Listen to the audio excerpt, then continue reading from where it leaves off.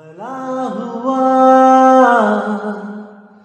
मेरी माला टूट गई, मैं राम भजन से छूटी। भला हुआ मेरी माला टूट गई, मैं राम भजन से छूटी। मेरे सिर से टली बला, भला हुआ मेरी माला टूट गई, मैं राम भजन से छूटी। मैं राम भजन से छूटी। नमस्कार मेरे प्यारे भाइयों, मेरे परमात्मा के प्यारे जीव हंसों। मैं बंदी छोड़ से यही अरदास करूंगा कि आप सब मेरे भाइयों का विवेक पहले से ज्यादा और ज्यादा और ज्यादा से ज्यादा बढ़ता ही जाए, और ऐसी कोई चीज ना रहे जो बंदी छोड़ की वाणियों में आपको ना समझ में आए। एक एक चीज ऐसी क्लियर होती चली जाए कि कोई भरम जाल बचे ही ना। और जितने भी ये आपको भ्रमित करने वाले काल के दूत बैठे हैं, ये सब पूरा जोर लगा के थक जाएं, लेकिन आपको सत्य मार्ग से हिला ना पाए। क्योंकि परमात्मा की दया से आप सबको ये अनमोल ज्ञान प्राप्त हो चुका है, और अगर आपने ये ज्ञान अच्छी तरह समझ लिया है तो मेरे भाई ऐसी कोई चीज नहीं रहनी चाहिए जो आपको 1% भी कंफ्यूज कर दे। क्योंकि जैसे कि मैंने आपको बताया था कि 2020 आते आते इतने YouTube चैनल बन जाएंगे हमारे खिलाफ कि आप सोच भी नहीं सकते। अभी तो शुरुआत है, क्योंकि इन काल के दूतों को पता है कि अगर इस भाई की बात दुनिया ने सुन ली तो ये दुनिया हमेशा हमेशा के लिए मुक्त हो जाएगी। जितने भी परमात्मा के विवेकी हंस हैं, अगर उन्होंने इस ज्ञान को समझ लिया, इस कबीर साहब के मूल ज्ञान को समझ लिया, तो कोई भी उनको भ्रमित नहीं कर पाएगा। इसलिए अभी मूल ज्ञान पूर्ण संपन्न होने से पहले पहले ये लोग आपको भ्रमित करने में लगे हैं, ये भ्रम का बीज डालने में लगे हैं, ताकि आप लोग कैसे भी भ्रमित हो सको। और जैसे ही ये बीज डल गया तो समझ लो कि एक ना एक दिन पेड़ भी बनेगा। तो इसलिए मेरे भाइयों, अगर कोई भी आपके दिमाग में ऐसा भ्रम का बीज डालता है तो इस सत्य ज्ञान के आधार पे उस बीज का नाश कर दो। अगर वो बीज एक बार भी डल गया तो मेरे भाई आप कभी मुक्त नहीं हो पाओगे। क्योंकि ये मूल ज्ञान है, इसको विवेक के द्वारा समझा जाता है, ये किताबी ज्ञान नहीं है। किताबों में, ग्रंथों में तो केवल इशारे हैं इस मूल ज्ञान के। ये मूल ज्ञान किसी ग्रंथ का मोहताज नहीं है, नहीं है, नहीं है। इसीलिए साहिब ने बोला 33 अरब ज्ञान हम भाखा और मूल ज्ञान गुप्त कर राखा। वो तो गुप्त है, केवल उसके इशारे ही मिल सकते हैं ग्रंथों में, और वही इशारे में खोल खोल के आपको समझा रहा हूं। बाकी जितने काल के दूत होंगे ये उन्हीं ग्रंथों में से उठा के आपको नामदान देंगे, आपको मंत्रों की साधना कराएंगे। लेकिन मूल ज्ञान में ऐसा कोई परपंच पाखंड नहीं है। मूल ज्ञान केवल आत्म ज्ञान, परमात्म ज्ञान की तरफ इशारा करता है। भाई इसको अच्छी तरह समझ लो। जो भी मूल ज्ञान को अच्छी तरह समझ लेगा उसके दिमाग में ऐसी कोई दुविधा नहीं रहेगी कि वो 1% भी भ्रमित हो सके। क्योंकि उस पे मालिक की ऐसी कृपा हो जाएगी कि वो 52 अक्षरों से न्यारा हो जाएगा। उसको एक एक चीज समझ में आ जाएगी कि कैसे 52 अक्षरों में उलझ के हम अपना जीवन बर्बाद कर रहे हैं। एक एक चीज को वो समझ जाएगा और 52 से सदा सदा के लिए न्यारा हो जाएगा। क्योंकि साहिब ने क्या बोला है कि किसी गुरु के माथे पे नहीं लिखा है कि वो काल का दूत है या दयाल का दूत है। ये तो उसकी नामदान देने की विधि से ही पता लगेगा कि वो परमात्मा का बच्चा है या काल के द्वारा भेजा गया दूत है।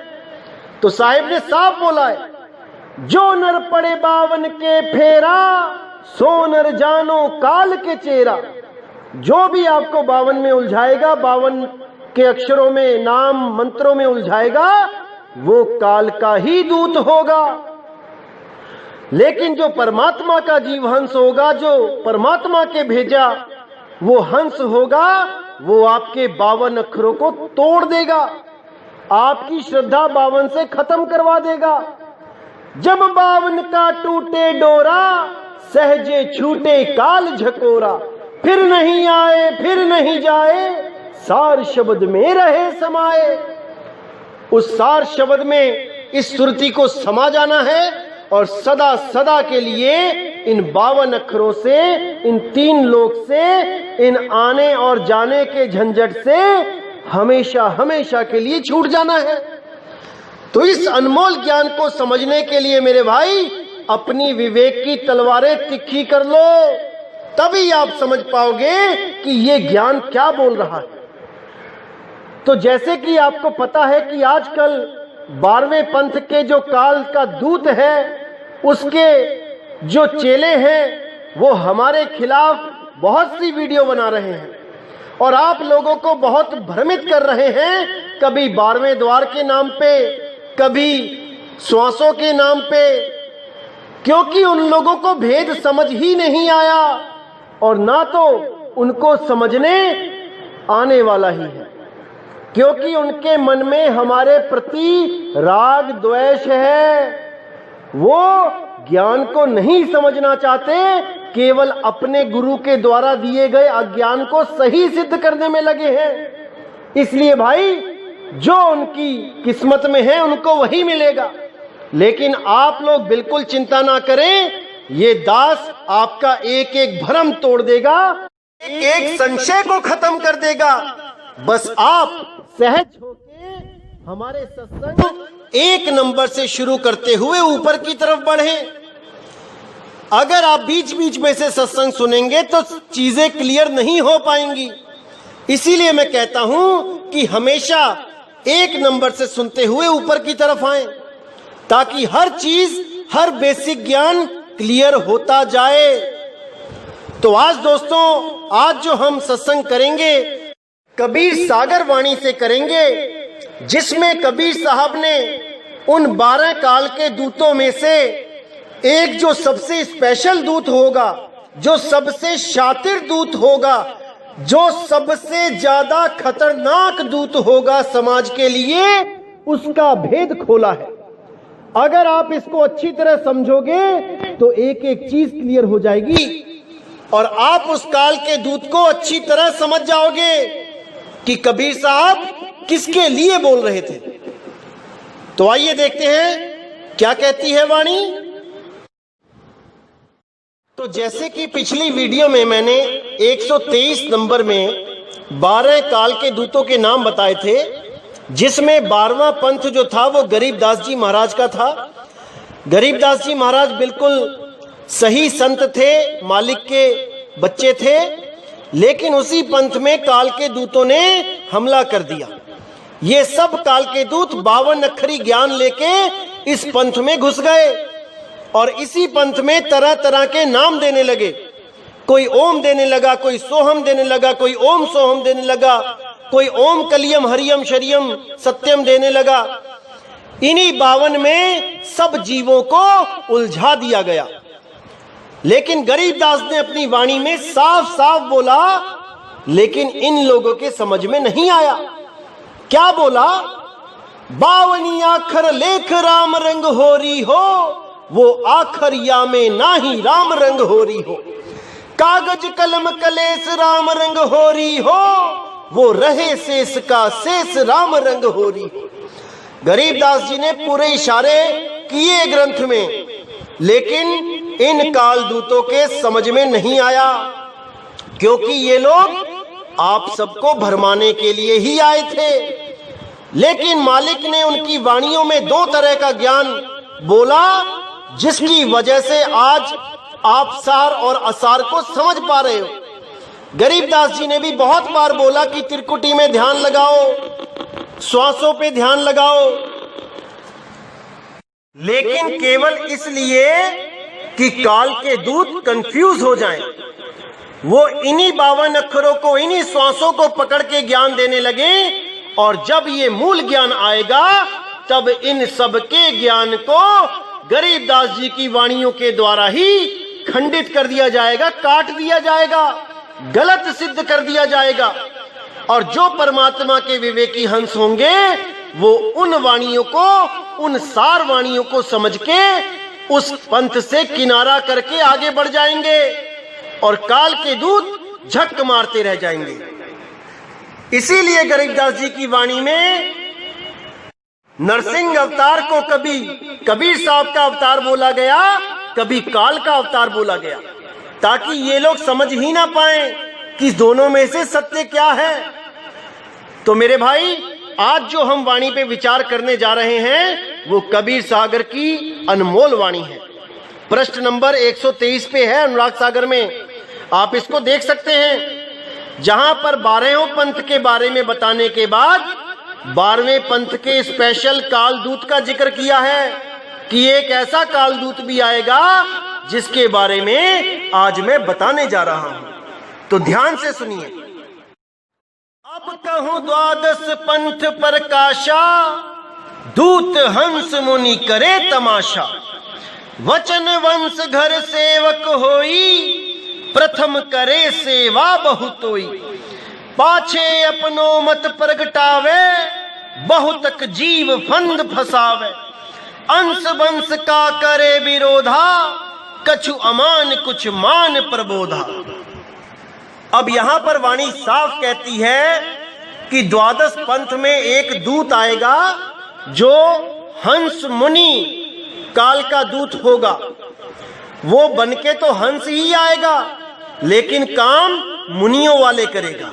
जो ऋषि मुनि करते आए हैं, उस साकार ब्रह्म को परमात्मा घोषित करते आए हैं, साकार की पूजा करते आए हैं, वही काम करेगा। वचन वंश घर सेवक होई, प्रथम करे सेवा बहुतोई।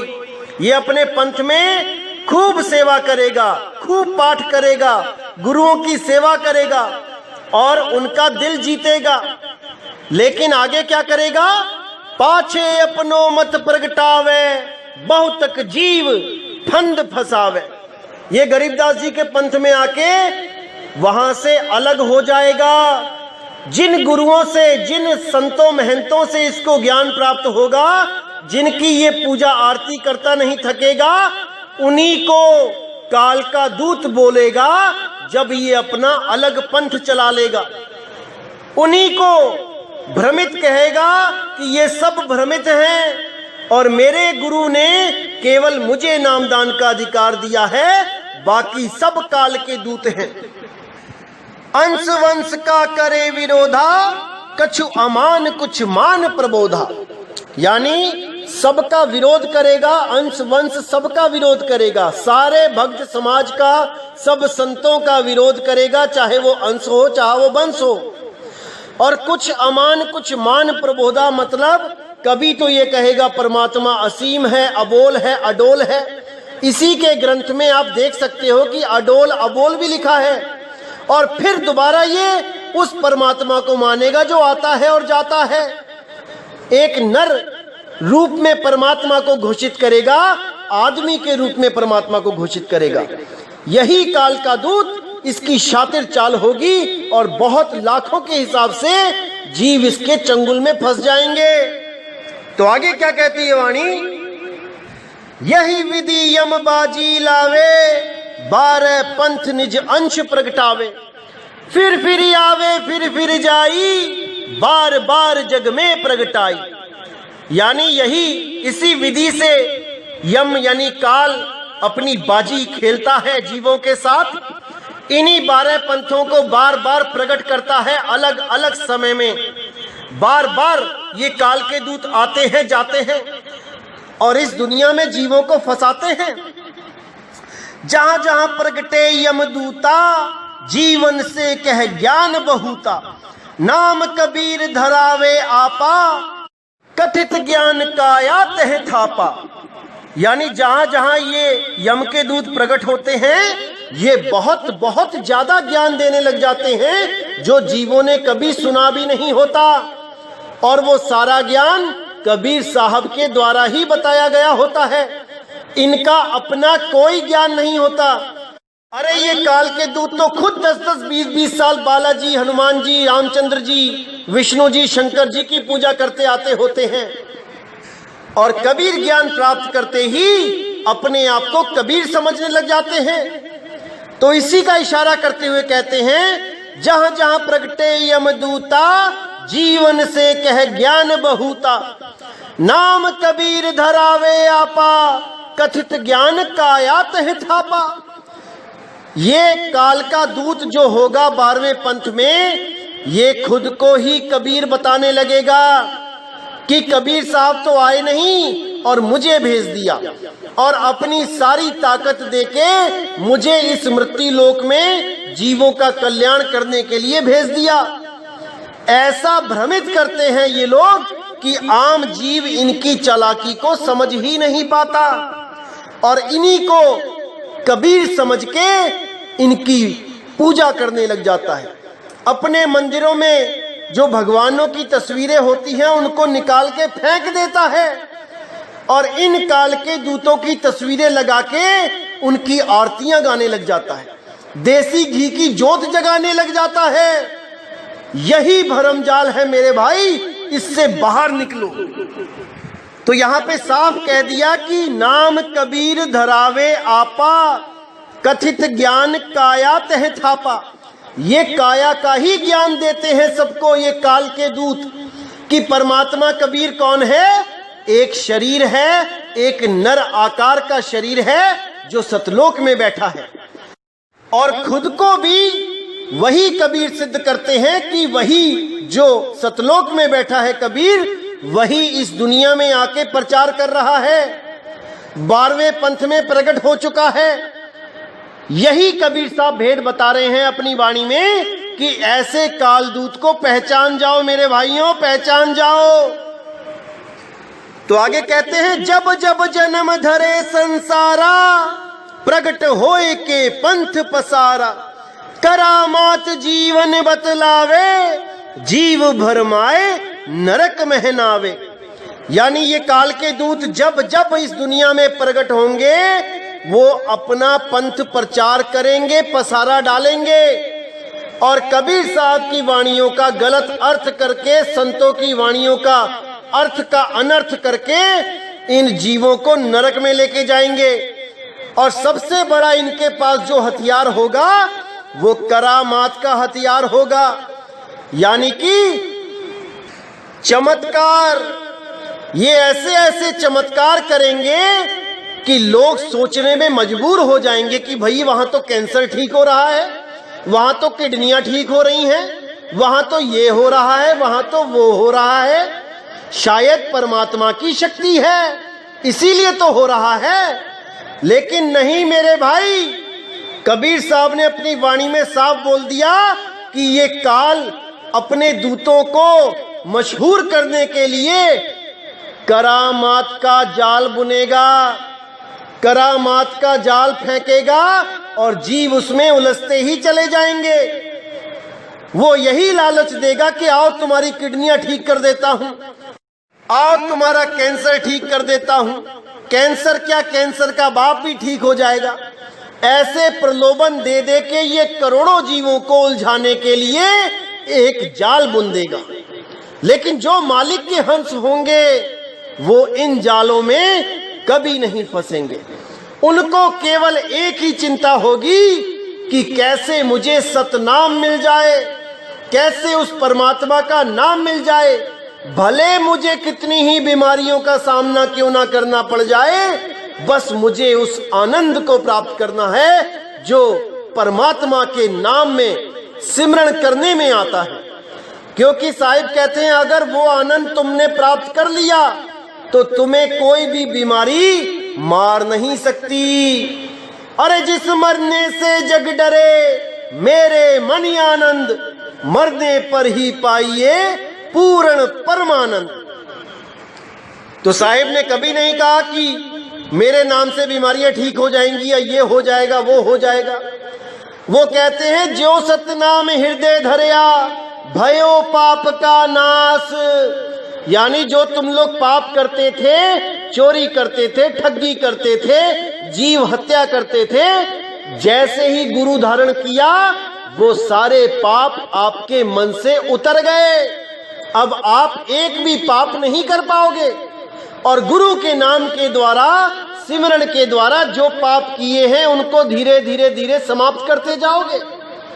इसी तरह बोला गया है, साहिब ने साफ बोला, नाम जपत कोड़ी भला चुई चुई गिरता चाम, वो कंचन देह किस काम की जिस मुख ना ही राम।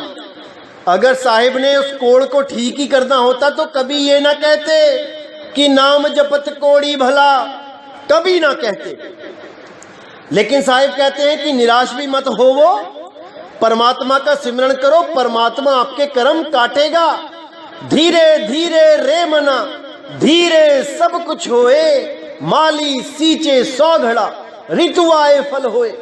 कोई बीमारी लग गई है, कोई बात नहीं, अरदास करो, मालिक का नाम भी सिमरन करो, अरदास भी करो कि मालिक ये बीमारी मेरा ध्यान भंग ना कर पाए। आप में जो मेरा ध्यान लगा है इस बीमारी की वजह से वो ना टूटे। तो परमात्मा दया भी करते हैं, ऐसी कोई बात नहीं है। लेकिन परमात्मा के सच्चे ज्ञान में कभी ये नहीं बोला जाता कि आ जाओ किडनियां ठीक कर देता हूं, आ जाओ कैंसर ठीक कर देता हूं, कदापि नहीं, कदापि नहीं। तो इस 12वें पंथ के जो काल का दूत है इसका खुलासा कर देते हैं आपको, क्योंकि कुछ मेरे भाई समझ नहीं पाए होंगे कि 12वें पंथ में ये कौन सा काल का दूत है। आपको मैं बता देता हूं कि 12वें पंथ में, गरीबदास जी के पंथ में 2 गद्दियां चल रही हैं। एक तो ग्रस्त गद्दी है, जो ग्रस्त हैं, जो अपने बीवी बच्चों के साथ रहते हैं, और जो दूसरी गद्दी चल रही है वो त्यागी बैरागी है, वो शादी नहीं करते। इन दोनों गद्दियों के अलावा जो एक और नई गद्दी चली, जो 12वें पंथ की आखिरी गद्दी कहलाएगी, उस गद्दी का जो गुरु होगा ये उसके लिए वाणी बोली गई है। क्योंकि 12वीं गद्दी के, 12वें पंथ के ये जो दोनों गद्दी चली, इनमें से कभी किसी ने नहीं बोला कि हम कबीर हैं, हम बंदी छोड़ हैं, कभी नहीं बोला। लेकिन ये जो तीसरी गद्दी चली, इस गद्दी के गुरु ने अपने नाम के आगे बंदी छोड़ लगवाया और सारी संगत से जयकारे भी लगवाए और अपने आप को ही कबीर घोषित किया।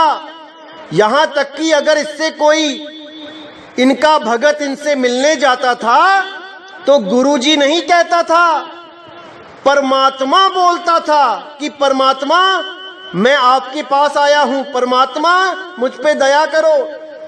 इसीलिए साहिब ने बोला, कबीरा स्वामी कोई नहीं, स्वामी सिरजनहार, स्वामी बन के जो फिरे बहुत पड़ेगी मार। इसीलिए इनके पंथ का ऐसा नाश हुआ, दुर्दशा हुई कि फौजियों ने, पुलिस वालों ने ईंट से ईंट बजा दी और ये तथाकथित स्वयंभू कबीर साहिब जो बने हुए थे ये कुछ नहीं कर पाए, कुछ भी नहीं कर पाए।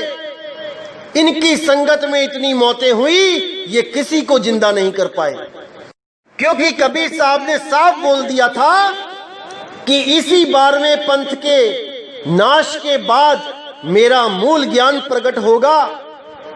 अरे मूल ज्ञान तब लग छुपाई जब लग 12 पंथ ना मिट जाई। 11 अक्टूबर को 2018 को इस 12वें पंथ का नाश हुआ। जो इसका आखिरी गुरु था उस पंथ का नाश हुआ और हमारा मदन साहिब का ज्ञान 13 अक्टूबर 2018 को उजागर हुआ, और ऐसा उजागर हुआ कि पूरे विश्व में हर विवेकी हंस इस ज्ञान को समझ रहा है और परमात्मा की शरण में आने के लिए इतना व्याकुल है कि क्या बताऊं। रो रो के लोग फोन करते हैं कि भाई हमें बचा लो, हमें वो नाम दे दो जिससे हम काल से बच पाएं, क्योंकि ये नकली गुरुओं ने उन्हें 52 अक्षरों में उलझा दिया है। इन 52 अक्षरों की साधना से काल नहीं डरता मेरे भाई। जैसे डंडा डंडा करने पर कुत्ता नहीं डरता, कुत्ता तो उस वस्तु से डरता है जिसका तुम नाम ले रहे हो। इसीलिए बोला है एक छुड़ाए एक लखाए, नाम छुड़ाए वस्तु लखाए। उस वस्तु का ज्ञान चाहिए भाई, उसका सिमरण करना है, उस विधि को हमें प्राप्त करना है जिससे वो प्रकट हो सके। तो मेरे भाई अच्छी तरह समझना है, बिल्कुल भ्रमित नहीं होना है। और आपको बता दूं कि 12वें पंथ के ही कुछ काल के दूत बहुत एक्टिव हो रहे हैं हमारे खिलाफ, क्योंकि उनके पास अब कुछ बचा नहीं है बताने के लिए। उनके गुरु का ज्ञान धराशाही हो चुका है। अब वो आपको केवल और केवल भ्रमित ही कर सकते हैं, इससे ज्यादा कुछ नहीं कर सकते। एक नया YouTube चैनल बना है जो अपने ही गुरु के ज्ञान को गलत सिद्ध करने में लगा है। उसको यही नहीं पता कि उसका गुरु ज्ञान क्या दे रहा है। हमारे सत्संग सुन के हमारे ज्ञान को अपने गुरु के ज्ञान में मिलावट करने में लगा है, और साम दाम दंड भेद यानी किसी भी प्रकार आप लोगों को भ्रमित करे, इसी कोशिश में लगा है। नाम नहीं लूंगा चैनल का, लेकिन आपको बता देता हूं कि उस चैनल में क्या बताया जा रहा है। 12 द्वारों के बारे में बताया जा रहा है। 9 द्वार तो कहता है इस शरीर में सामने दिख रहे हैं, और 10वां द्वार कहता है जहां से मैंने एक फोटो बना के भेजी थी कि प्राणों के द्वारा योगी ब्रह्मरंध्र को तोड़ के ऊपर निकल जाता है, उसको ये 10वां द्वार बता रहा है। और कह रहा है कि हमारे गुरु ने भी यही बताया कि वो 10वां द्वार ब्रह्मरंध्र होता है। अब इस क्या बोलूं मैं इस भाई को, मैं केवल एक फोटो शेयर कर सकता हूं सबके सामने कि भाई अपने गुरु का ज्ञान अच्छी तरह समझ लो। तुम्हें तो अपने गुरु का ज्ञान ही नहीं पता मेरे गुरु ने बताया क्या है, और तुम दूसरों को भ्रमित करने चले हो। शर्म करो शर्म। इस पाप का तुम्हें फल जरूर मिलेगा अगर तुम अपने गुरु के सिद्धांत से हटके कुछ भी बताते हो, कुछ भी समझाते हो।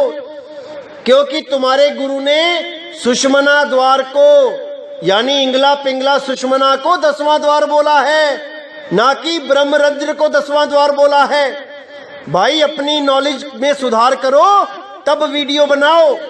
ये अधूरा ज्ञान अब नहीं चलने वाला, अब कोई भ्रमित नहीं होने वाला, जितना मर्जी जोर लगा लेना। तो मेरे भाई आप लोग सावधान रहे इन काल के दूतों से। ये साम दाम दंड भेद, ये हर तरह की नीच हरकत करने से भी पीछे नहीं हटेंगे आपको भ्रमित करने के लिए। लेकिन आपने बिल्कुल सावधान रहना है इन लोगों से। जो ज्ञान आपको बताया गया है 124-25 वीडियो में, वो पूर्ण ज्ञान है। अगर आपने ये ज्ञान अच्छी तरह समझ लिया तो ऐसे 1000 लाख करोड़ काल के दूत भी आपको भरमाने की कोशिश करेंगे, लेकिन आपको 1 इंच भी नहीं हिला पाएंगे। तो मैं उस सतगुरु बंदी छोड़ कबीर साहिब से अरदास करता हूं कि आप सब मेरे भाइयों का विवेक ऐसा जाग जाए कि कोई भी काल का दूत आपको भ्रमित ना कर पाए, कभी ना कर पाए। तो इसी के साथ दोस्तों मैं विदा चाहूंगा और आपको बताना चाहूंगा कि मैं आजकल गुरु जी के साथ नामदान के प्रोग्राम में सत्संग टूर में बिजी हूं, और कई प्रदेशों में जाके हमने बहुत से जीवों को नामदान दिया, मालिक के साथ जोड़ा, और बहुत ही आभार प्रकट किया उन हंसों ने जो 20-20, 25-25, 30-30 साल से इन काल के दूतों के चंगुल में फंसे हुए थे, इन 52 अक्षरों को जपते थे, लेकिन उन लोगों के 52 अक्षरों को तोड़ दिया गया है, उस जाल को काट दिया गया है। अब मेरा कोई भी भाई इन 52 के जाल में नहीं फंसेगा, मुझे पूरा यकीन है। तो इसी के साथ दोस्तों मैं आपसे विदा चाहूंगा और हमेशा अरदास करूंगा कि आप हमेशा हमेशा के लिए इतने विवेकी हो जाएं कि आप स्वयं प्रकाशित हो जाएं, किसी की भी जरूरत ना पड़े आपको कुछ भी समझने के लिए, आप स्वयं से ही पूर्ण ज्ञानी हो जाएं, पूर्ण विवेकी हो जाएं। तो दोस्तों मुझे विदा करें। जय गुरु बंदी छोड़ वैराग साहिब, जय गुरु बंदी छोड़ साधु शरण साहिब, जय गुरु बंदी छोड़ बाबा मदन साहिब, बाबा नानक साहिब, बाबा गुरु अंगद देव साहिब, बाबा दास साहिब, बाबा धर्मदास साहिब, बाबा मेरे सारे संत। जय जय सतगुरु बंदी छोड़ कबीर साहिब की सदा ही जय हो, सदा ही जय हो मेरे मालिक की साहिब बंदगी सतनाम।